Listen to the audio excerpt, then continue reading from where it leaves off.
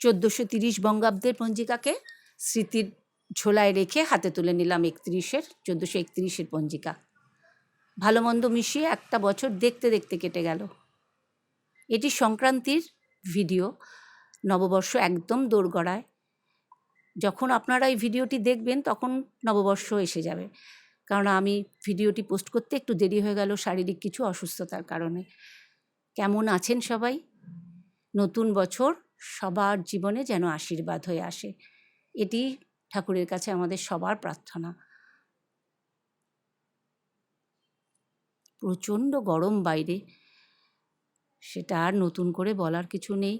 একদম সরাসরি আমি এখন রান্নাঘরে চলে এসেছি। আজকে জানেন তো আমাদের রান্নার কোনো ঝামেলা নেই। টক ডাল, উচ্ছে বেগুন আর গিমা শাকের বড়া। এই গিমা শাক জোগাড় করতে না এবার আমার খুব বেগ পেতে হয়েছে, কেননা এখন তো জমি বা জায়গা কিছুই নেই। সেই সবজিওয়ালাকে বলে অনেক কষ্টে এই গিমা শাক জোগাড় করেছি আমি।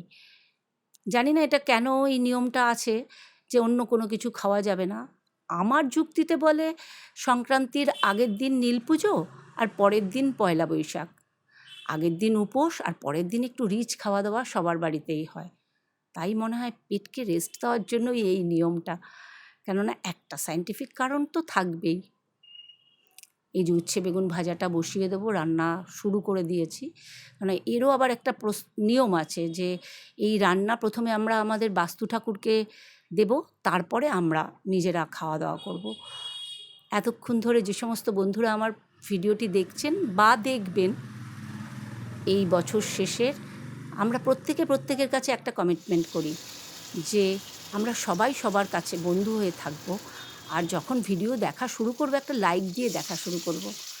এমন অনেক বন্ধু আছেন যারা মানে ভিডিওতে কমেন্ট করেই বলেন আপনিও আমার পাশে চলে আসবেন, কিন্তু আমি লক্ষ্য করি যে দুদিন হয়ে গেলে যদি কোনো কারণে ব্যাক দিতে দেরি হয় তারা সাবস্ক্রাইবটা তুলে নেয়। আমার মনে হয় যারা প্রকৃত বন্ধু তারা এটা করবেন না, কেননা যদি কেউ ভুলেও যায় আপনি তার ভিডিওতে একটি কমেন্ট করবেন, দেখবেন সে ঠিক সময় মতো ব্যাক দিয়ে দেবেন। জানি না কথাটা কোথাও ভুল বললাম কিনা, যদি কোনো ভুল বলে থাকি আপনারা একটু কমেন্ট করে আমাকে জানাবেন। এই যে গিমা শাকের বড়া করছি, আমরা না আতপ চাল ভিজিয়ে রেখে বেটে বড়াটা করি, তাহলে মচমচেটা একটু বেশি ভালো হয়। এই রান্না হয়ে গেছে।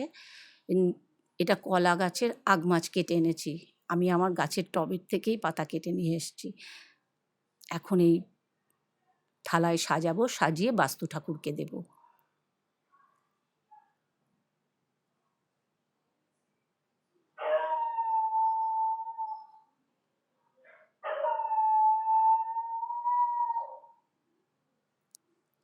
যা যা রান্না করেছি, যা যা বললে ভুল হবে, কিছুই না। উচ্ছে বেগুন আর গিমের বড়া আর ডাল, সেটি এই সাজিয়ে দিয়ে তারপরে নিয়ে যাব।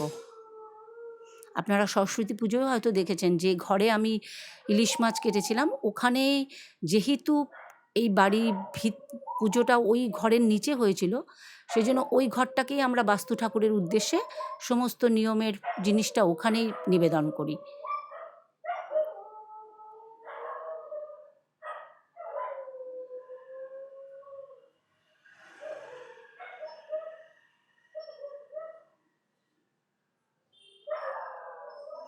যে কোনো পুজো হলেই না রান্নার টেস্ট যেন বেড়ে যায়, জানেন তো। কিছুই না কিন্তু কিন্তু আমি যেহেতু ভয়েস ওভার দিচ্ছি তাই আপনাদেরকে শেয়ার করছি।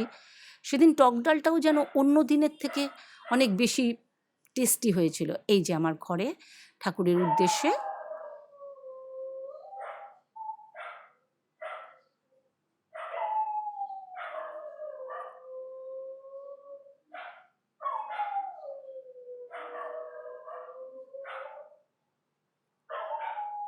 এবছর পয়লা বৈশাখে আমার বাড়িতে আমরা কোনো কিছুই সেরকম কেনাকাটা করিনি, যেহেতু বিগ্রহ আছে তাই বিগ্রহের জন্য একটি ওড়না কেনা হয়েছে, কেননা ছেলে বাড়ির বাইরে, মেয়ে আছে ওকে সামান্য একটু কিছু কিনে দিয়েছি। ছেলে মে মাসে আসলে তখন।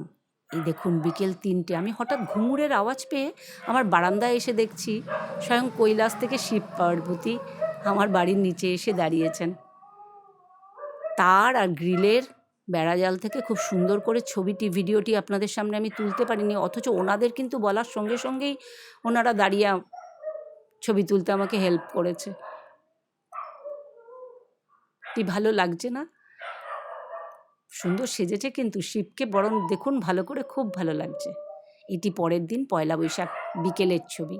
আমার মেয়ের গানের ক্লাসে প্রোগ্রাম আছে, এতক্ষণ ওর সঙ্গে যুদ্ধ করে ওকে শাড়ি পরানো হলো। এত গরম, ওকে শাড়ি পরাতে গিয়ে আমিই হাঁপিয়ে গেছি। বিকেলবেলা কি করব ভালো লাগছে না, তাই বৌদি আর আমি ভাবলাম বেরিয়ে একটু ফুচকা কিনে খেয়ে আসি। এই ফুচকা খাওয়ার পাশেই দেখলাম একটা পুজো হচ্ছে, তাই এই লক্ষ্মী গণেশের পুজোটা আপনাদের সঙ্গে শেয়ার করলাম। বৌদি ফুচকা খেলো আর আমি খেয়েছি দই ফুচকা। তবে দই ফুচকা নামেই, দই খুঁজে বার করতে হবে। ফুচকা খেতে খেতে সবাইকে জানাই গুড নাইট। আবার দেখা হবে আরেকটি নতুন দিনে, আরেকটি নতুন বিষয় নিয়ে।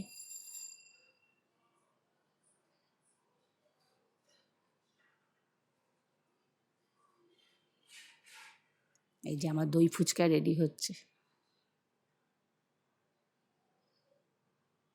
দই এরা এত কম দেয়, কি বলবো।